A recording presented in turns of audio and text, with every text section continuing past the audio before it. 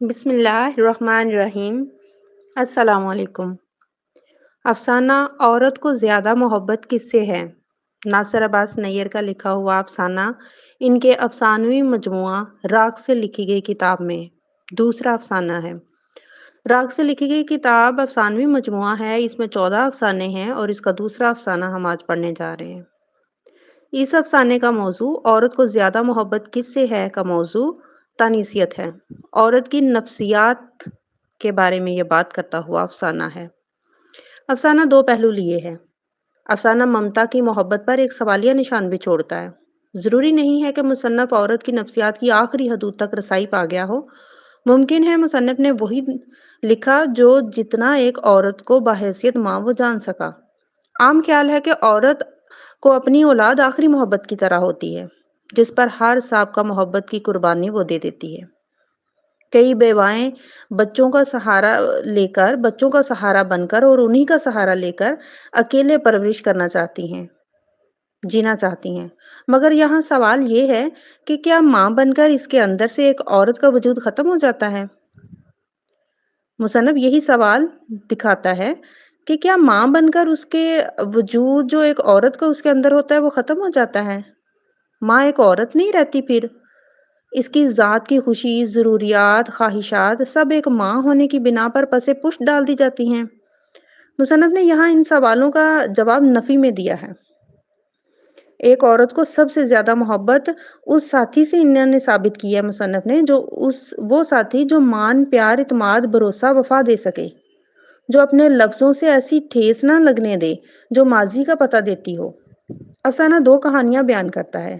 ایک کہانی سیلاب کی وجہ سے بننے والی پرینا کی ہے، جماعت کی پنچایت کی ہے۔ جو سیلاب آتا ہے علاقے میں اور یہ پرینا وجود میں آتی ہے۔ اب یہ پرینا اپنے گاؤں کے تمام چھوٹے بڑے فیصلے کرتی ہے اور ان فیصلوں میں 10 افراد پر مشتمل یہ پرینا بہت کم ایسا ہوتا ہے کہ یہ فیصلے جو ہیں وہ پولیس وغیرہ یا کچہری وغیرہ میں لے جانے پڑیں۔ تمام فیصلے جو ہے یہ پرینا خود ہی کر لیتی ہے۔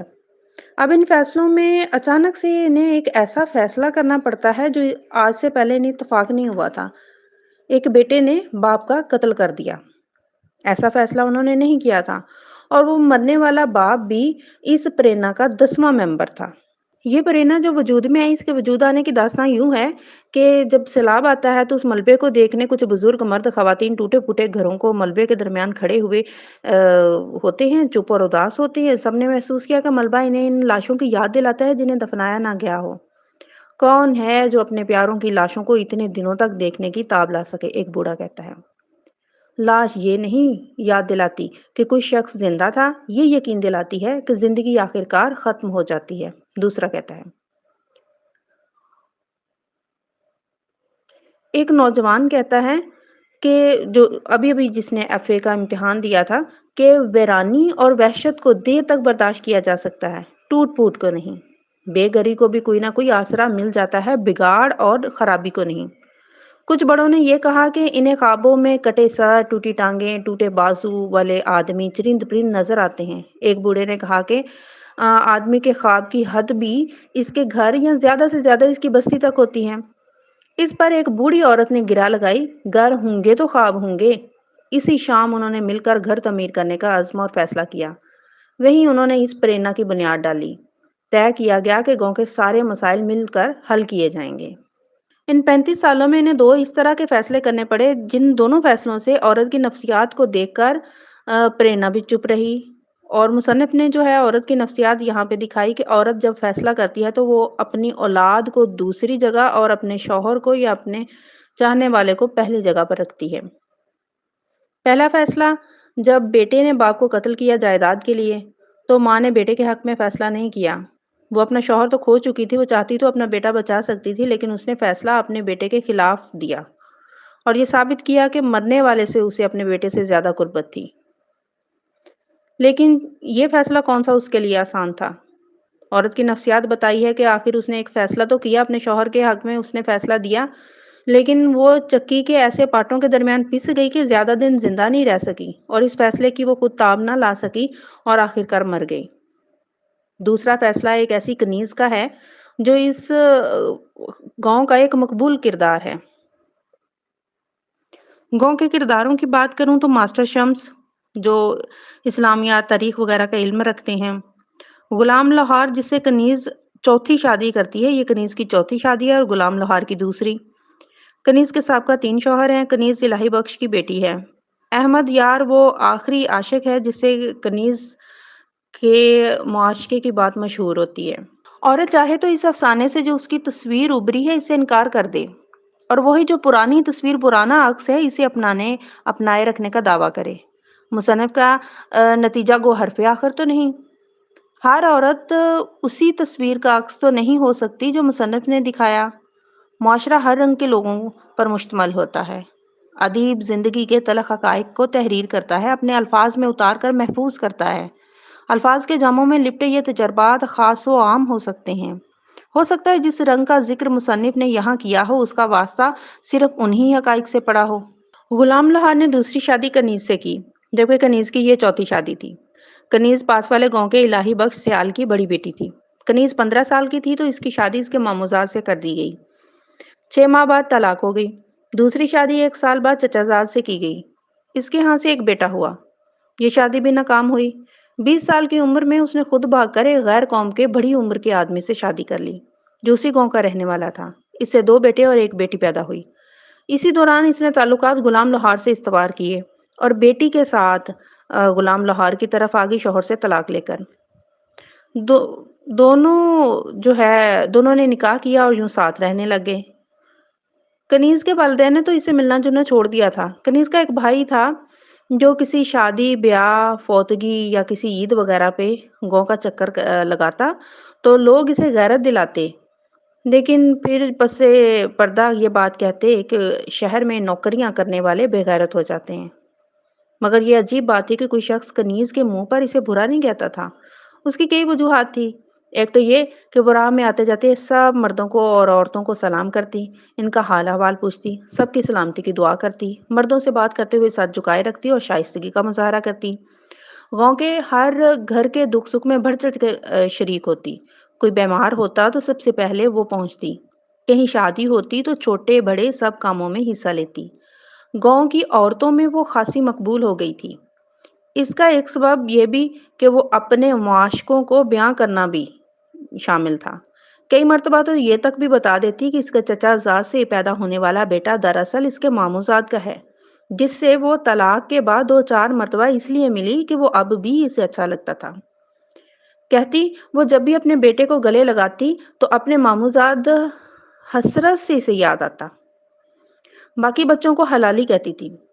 कुछ औरतें हँसती और इसकी जुर्रत की दाद भी देती हैं, कुछ सवाल कर बैठती तुझे शर्म ना आई? और ऐसे सवाल सुनकर वो चुप हो जाया करती थी। और शौहरों के साथ भी इसका यही रवैया था। नया शौहर जब भी पुराने शौहरों का ताना देता तो वो चुप हो जाती। जब कई दिन चुप इसे रहना पड़ता तो एक दिन वो चुपके से गायब हो जाती।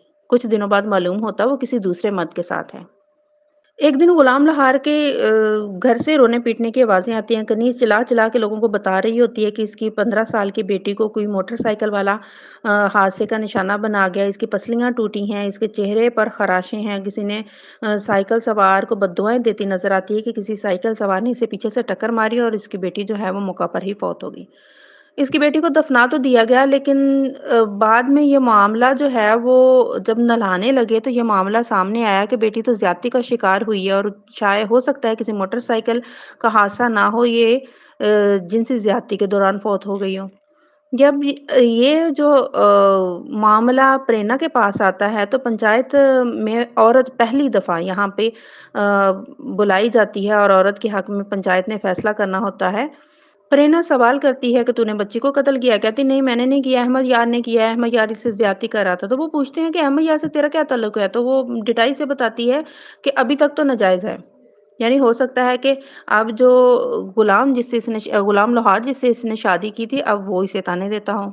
वो अपनी बेटी के बारे में बताती है कि जिसे मैं अपने साबका शौहर के पास से लेकर यहाँ गुलाम लोहार के पास आई थी, ये बेटी गुलाम लोहार ही की है। यहाँ ये इस बात का इतराफ़ करती है, लेकिन प्रेरणा के कुछ लोग जो है इस बात की तह तक नहीं पहुँच सकते। वो हलफ़ उठाती है, क कसम खाकर कहती है कि मेरी जो बेटी थी वो गुलाम लोहार की बेटी थी। इससे ये बात ज़ाहिर होती है कि साबका शौहर के साथ रहते हुए ही इसके जो ताल्लुकात गुलाम नहार से इस्तवार थे, इसलिए वो 2 बेटों को छोड़कर बेटी इसी बाप के पास वापस लाई थी। वो इस बात का इतराफ़ भी करती है कि इसकी बेटी की इज़्ज़त जो है वो घर में भी महफ़ूज़ नहीं थी। सबने इससे पूछा कि तुम अहमद यार को बचाना चाहती थी तो तुमने मोटरसाइकिल का जो है वो किस्सा घड़ा। लेकिन वो कहती है कि नहीं, मैं उसे बचाना तो नहीं चाहती थी, मैं तो बेटी को बचाना चाहती थी। मैं चाहती थी कि वो कब्र में इसी तरह उतरे जिस तरह वो मेरे पेट से निकली थी। यानी वो चाहती थी कि मेरी बच्ची पर कोई सवाल ना उठाए, सब लोग ये समझें कि ये इज़्ज़त के साथ जो है इस दुनिया से रुखसत हुई है। अपनी बच्ची के हक़ में ये फ़ैसला करते हुए अगरचे वो 2 पाटों के बीच रही होगी, ये औरत की तल्ख़ नफ़्सियात को ज़ाहिर करता है कि एक औरत ने जो है वो फ़ैसला तो किया और ये फ़ैसले जो हैं, एक ने अपने शौहर के हक़ में फ़ैसला दिया, बेटे के खिलाफ़ फ़ैसला किया और एक ने ये सोचा कि अगर वो अहमद यार के खिलाफ़ फ़ैसला करती है, तो हो सकता है उसकी बेटी पर ऐसा बहतान आए कि जो उसको कब्र में भी लोगों के तंज़ सुनने पड़ें या कब्र में भी जो है उसको चैन ना मिले। तो वो अपनी बच्ची को ऐसे तंज़ और ऐसे मुआशरे की तलख़ बातों से बचाना चाहती थी और चाहती थी कि वो इसी तरह कब्र में उतरे, जिस तरह वो इसके पेट से साफ़-सुथरी आई थी। यहाँ पर औरत की नफ़्सियात बताई गई है। हो सकता है वो उस लम्हे अहमद यार के खिलाफ ना बोल सकती हो, अगरचे वो कहती मैंने इसे गालियाँ दी, मैंने इसके मुँह पर उस वक़्त थूका भी था, लेकिन वो अपनी बेटी को बचा ना सकी। यहाँ वो नदामत से आंसू बहा रही है उस फ़ैसले पर कि वो जो सारी ज़िंदगी फ़ैसले करती आ रही है, आज उसे अपनी बेटी की सूरत में जब देखने को मिले तो उसकी आँखों से आंसू रवां थे और वो सीधे इसके पाँव के अंगूठे पर गिर रहे थे।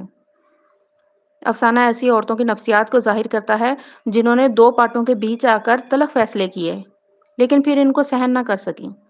एक जान से चली गई और दूसरी नदामत के आंसू बहाती हुई नज़र आती है। शुक्रिया।